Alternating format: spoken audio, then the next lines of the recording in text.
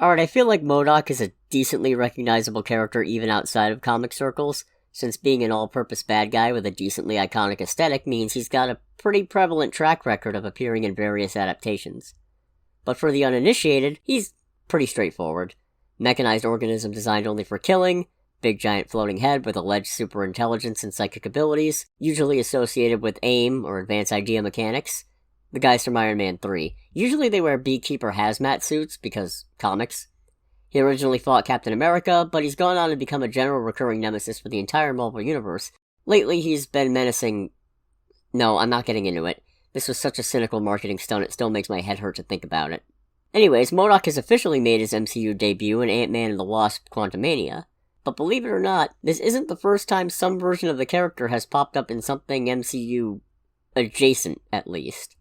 The now nebulously canon Agents of S.H.I.E.L.D. show introduced a character in its 4th season named Anton Ivanov, leader of the Inhumans hate group the Watchdogs. Ivanov was never directly called M.O.D.O.K in the show proper, but circumstances of the show reduced him to a head in a jar controlling multiple robotic duplicates of himself. God, I both love and hate what long-running comic shows are capable of.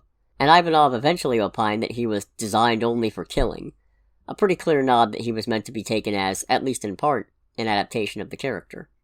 He wouldn't have been the only M.O.D.O.K running around on the Marvel TV side of things if all had gone according to plan, though, as the considered but eventually scrapped New Warriors series would have also seen a recurring character, played by Keith David no less, across the course of a seasons-long plan. This ultimately fell through when the pilot was unable to find a network willing to pick it up.